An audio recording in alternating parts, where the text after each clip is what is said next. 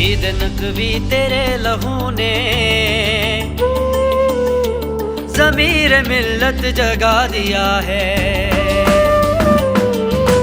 شہید نقوی تیرے لہو نے ضمیر ملت جگا دیا ہے۔ اعوذ باللہ من الشیطان الرجیم، بسم اللہ الرحمن الرحیم، الحمد للہ رب العالمین، الحمد للہ والصلاة والسلام علی اہلہا، بسم اللہ الرحمن الرحیم۔ آج ہمارا موضوع شہید ڈاکٹر محمد علی نقوی علیہ رحمہ 20-22 منٹ کی یہ مختصر سی گفتگو یقینی طور پہ جو شخصیات یہاں ابھی تک ہم نے بیان کی ہیں، اور یقیناً ڈاکٹر محمد علی نقوی بھی انہی شخصیات میں سے ہیں کہ جنہیں 20-22 منٹ میں کیا 20-22 گھنٹے اور 20-22 دن بھی اگر ہم لگائیں تو ان شخصیات کا احاطہ نہیں کیا جا سکتا۔ ان کی شخصیت کے مختلف ابعاد کو، بہت ساری جہتیں ہیں، سب کو ایک جگہ پہ جمع نہیں کیا جا سکتا، لیکن جہاں تک آپ اسٹوڈنٹس کا تعلق ہے، کیونکہ انشاءاللہ یہ کورس کے لیے آپ کو بنایا جا رہا ہے، بتایا جا رہا ہے۔ دیکھیے، ڈاکٹر محمد علی نقوی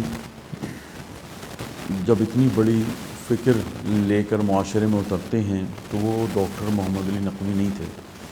وہ آپ کی طرح کے ایک اسٹوڈنٹ تھے اور ٹین ایجرز میں تھے جب ان کی سمجھ میں یہ بات آئی کہ نوجوانوں کو مختلف الہادی نظریات سے دور رکھنے کے لیے،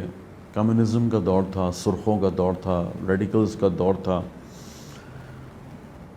تو یہ طے پایا کہ جو فکر ان کو اپنے والد سے ملی، اپنے والد کے دوست، علماء دوست، کہ جو لاہور میں اس وقت بڑی بڑی شخصیات تھیں، مرتضی حسین صدر الفاضل تھے، صدر الفاضل، اسی طرح سے صفدر حسین نجفی صاحب تھے، خود ایک اور بڑی شخصیت میں صادق حسین صاحب تھے، اور خود ان کے والد امیر حسین نقوی صاحب تھے۔ یہ 4-5 بڑی شخصیات اس وقت لاہور میں موجود،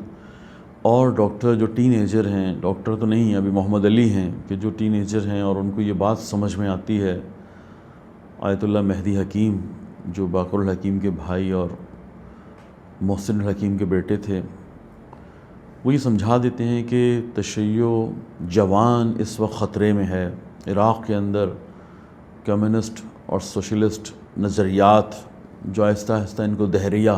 اللہ سے فارغ کر رہے ہیں، یہ خدا سے فارغ ہو رہے ہیں، خدا کا انکار کر رہے ہیں۔ یہ وہ باتیں تھیں جو گائے بگاہ ڈاکٹر صاحب نے سنی، اور اس کے بعد پھر الحمدللہ اس فکر کے ساتھ کہ ہمیں تشیع خصوصاً نوجوانوں کسی ایک پلیٹ فارم پہ جمع کرنا ہے، ڈاکٹر صاحب نے لاہور سے کام کو شروع کیا، اور اس کے بعد اتنی برکت ہے ان کے کاموں میں، 42 سال کی زندگی میں اتنی بابرکت زندگی،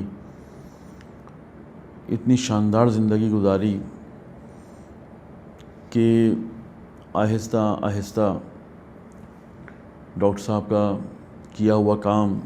کالجز سے ہوتا ہوا یونیورسٹیز تک پہنچا، یونیورسٹیز سے ہوتا ہوا لاہور کے مختلف علاقوں میں، اور پھر لاہور سے باہر نکل کے پورے پاکستان کے مختلف یونیورسٹیز میں نوجوان جمع ہونا شروع ہو گئے۔ انہیں ایک پلیٹ فارم مل گیا، امامیہ اسٹوڈنٹ آرگنائزیشن، جو ڈاکٹر محمد علی نقوی صاحب کا سب سے بڑا کارنامہ ہے، نظریاتی نوجوان معاشرے کو دینا، وہ نظریاتی جوان کے جو بعد میں انشاءاللہ انقلاب اسلامی ایران کے جو ISO بننے کے بعد رونما ہوا 1979، اس کے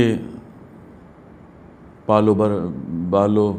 پر بنیں گے۔ ان کے لیے خدمات، ان کی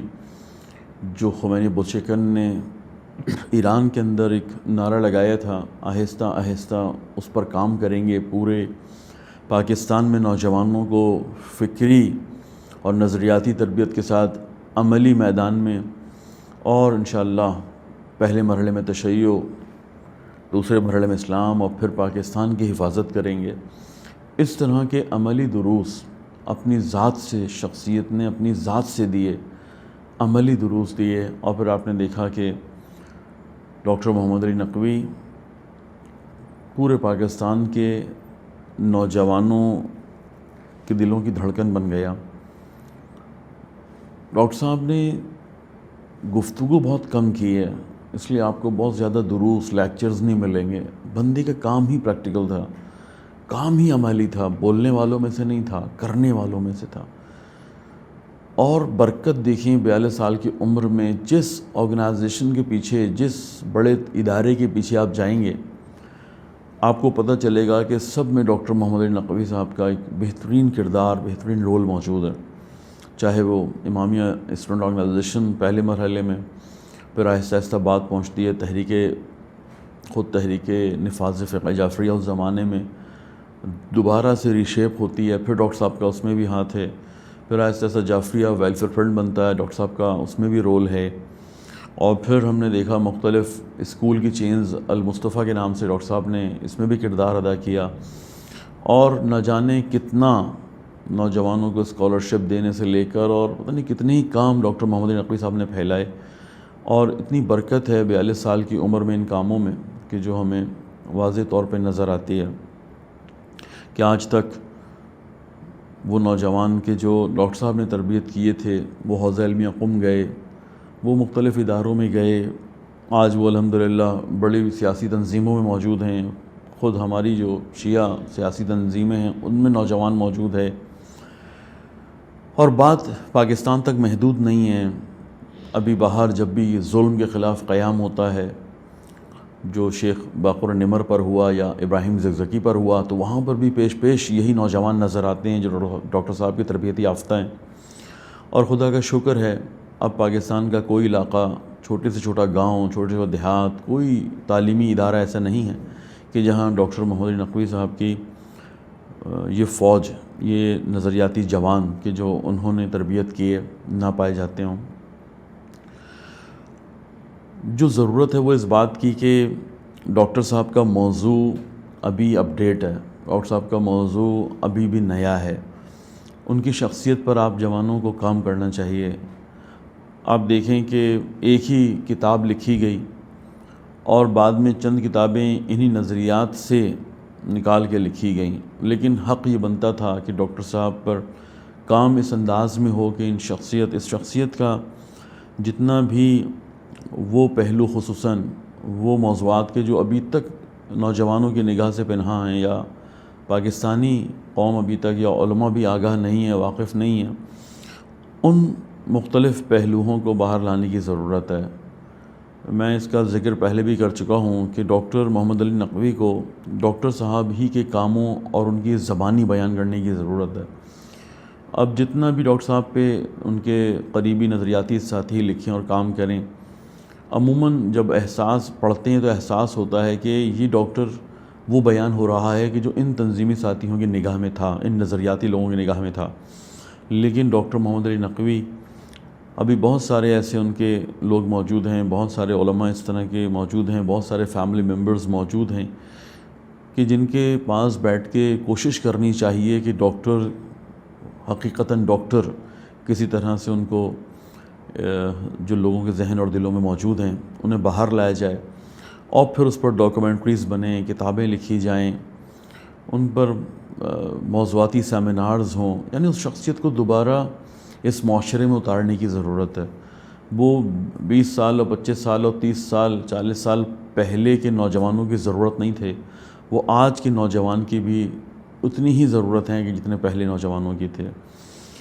ان کے افکار کو، ان کے نظریات کو، خصوصاً جو کام کرنے کی روش ہے، تنظیمی کام بغیر دینداری کے نہیں ہو سکتے، تنظیمی کام بغیر اخلاقیات کے نہیں ہو سکتے، ٹھیک ہے تنظیمی کام بغیر وقت دیے بھی نہیں ہو سکتے، لیکن سب سے زیادہ ترجیحی بنیادوں پر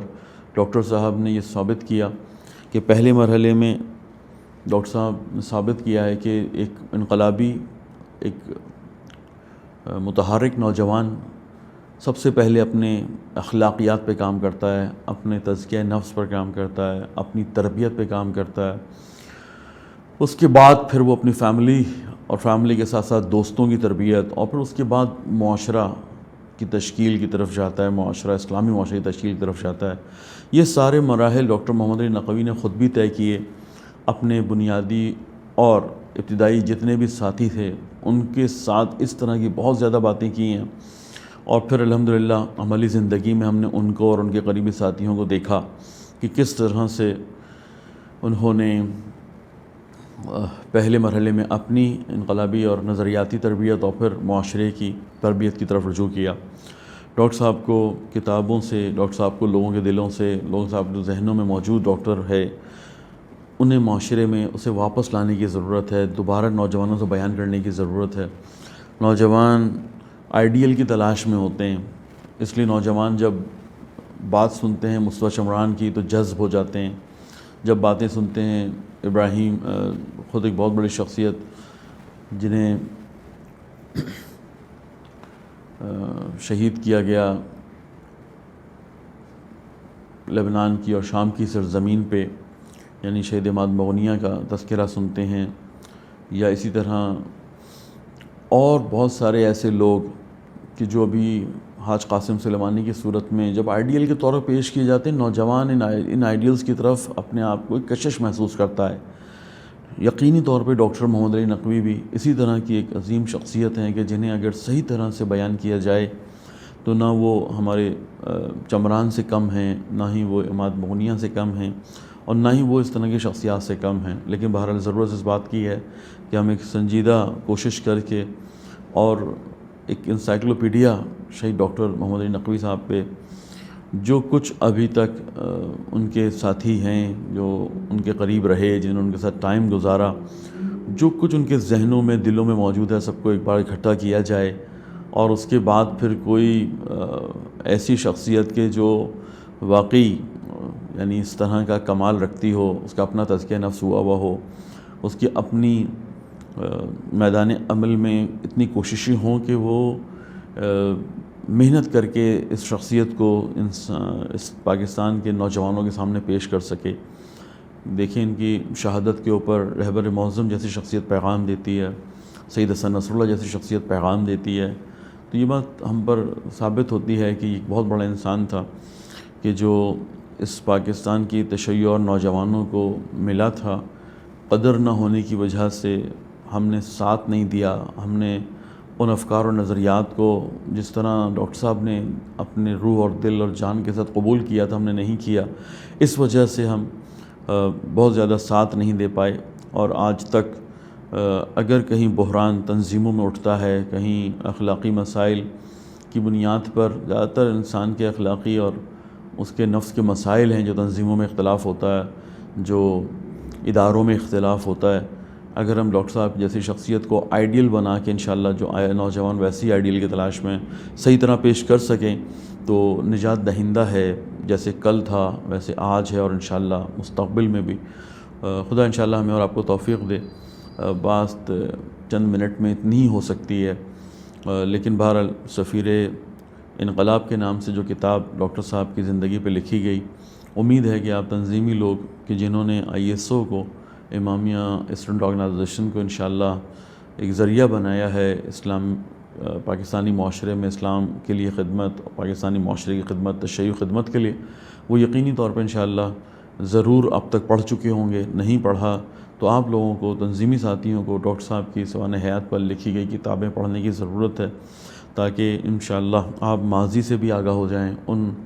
اس زمانے سے آگاہ ہو جائیں کہ جب اس تنظیم کی بنیاد رکھی گئی، اور پھر آہستہ آہستہ انشاءاللہ خدا آپ میں قابلیت پیدا کرے کہ اسی سطح پہ